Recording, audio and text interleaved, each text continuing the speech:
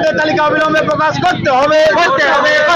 SSC কে যোগ্যদের তালিকা অবিলম্বে প্রকাশ করতে হবে।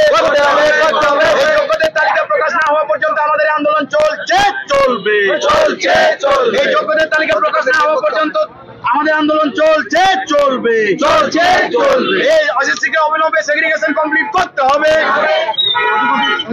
অবিলম্বে স্কুল থেকে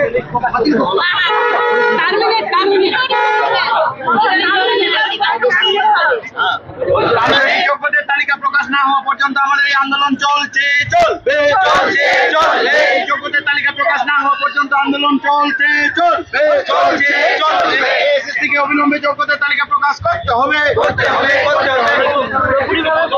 আমরা একদম আশ্বস্ত হতে পারছি না, কারণ এখন যেটা আমাদেরকে স্বস্তি দেওয়া হয়েছে সেটা শুধুমাত্র 8 মাসের, ঠিক আছে। তো আমরা তো একটা নিশ্চিত ভবিষ্যৎ চাই, আমরা তো অনিশ্চিত ভবিষ্যতের দিকে এগিয়ে যেতে চাই না, কারণ আমরা বারবার নিজেদের যোগ্যতার প্রমাণ দিয়ে আমরা চাকরিটা পেয়েছি।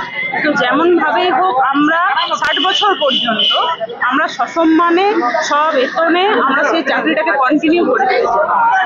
নতুন করে পরীক্ষা দিতে আমরা একদম রাজি, কারণ আজ 16 সালে পরীক্ষাটা হয়েছিল, তখন আমাদের পরীক্ষা দেওয়ার মতো মানসিক যে কন্ডিশন ছিল, আজকে আমাদের সে কন্ডিশন আছে? সে কন্ডিশন আমাদের মোটেই সেরকম কন্ডিশন নেই। আর আমরা পরীক্ষা কেন দেবো বলতে পারেন? আমরা বারবার এত জনের মধ্যে, এত লাখ লাখ পরীক্ষার্থীর মধ্যে পরীক্ষা দিয়ে এত দুর্নীতি সত্ত্বেও আমরা আমাদের নিজের মেধার ভিত্তিতে চাকরিটা করছি। আমরা 6.5 বছর 7 বছর ধরে চাকরিটা করছি, আমরা আবার ঘুরে পরীক্ষা কেন দেব? আর আজকের আমার যে বয়স বা যে পারিপার্শ্বিক যে পরিস্থিতি, আজ থেকে 10 বছর আগে সেই পরিস্থিতিটা অন্যরকম ছিল। তখন আমার জীবনের লক্ষ্য ছিল যে ভালোভাবে পড়াশোনা করে কোনো রকমের চাকরিটা পাওয়া। আপাতত বা সাময়িক আমাদের ক্ষেত্রে একটা স্বস্তি দিয়েছে অবশ্যই, কিন্তু তার সাথে আমাদের মাথায় রাখতে হবে যে সিবিআই সমস্ত 22 লাখ ওএমআরকে রিকভার করেছে। সেই ওএমআরের এগেনস্টে কোনো রকম ট্যাম্পারিং বা কোনো রকম অ্যালিগেশনের কোনো অভিযোগ নেই। সিবিআই সুপ্রিম কোর্টে দাঁড়িয়ে ফেব্রুয়ারির 10 তারিখে দাঁড়িয়ে বলেছে মেটা ডেটা হ্যাশ ভ্যালু এবং মডিফিকেশন ডেট দিয়ে দেখিয়ে দিয়েছে যে এটাই আসল তথ্য। শুধুমাত্র এই ডেটাকে তারাই মানছে না যারা অ্যালিগেশন বা যাদের এগেনস্টে ইরেগুলারিটিস আছে।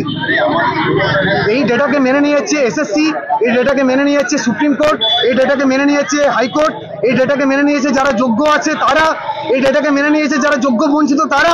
শুধুমাত্র যাদের এগেনস্টে অ্যালিগেশন আছে তারাই কেবল এই ডেটাকে মানতে রাজি নয়। আমাদের একটা সাংগঠনিক একটা আলোচনার পর্ব আছে, তারপরে আমাদের নিজেদের একটা ব্যক্তিগতভাবে ভাবতে হবে যে আমরা আদৌ কি স্কুলে ফিরতে পারি।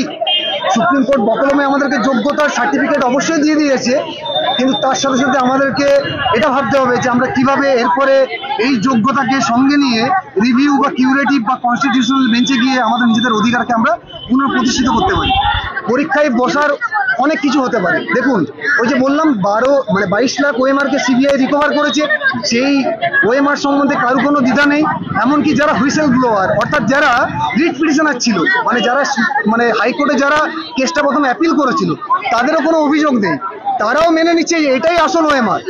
তার ভিত্তিতে যদি রিপ্যানেল করা যায় সেক্ষেত্রে আমরা ইন্টারভিউয়ের মাধ্যমে বা ভেরিফিকেশনের মাধ্যমে পুনরায় প্যানেল হলে আমরা রাজি আছি, কিন্তু অন্তত এই পরীক্ষার জন্য দ্বিতীয়বার রিটিন পরীক্ষা দেওয়াতে আমরা রাজি নই। কারণ এখানে আমাদের মান সম্মান থেকে শুরু করে আমাদের ব্যক্তিগত সামাজিক সমস্ত কিছু জড়িয়ে আছে।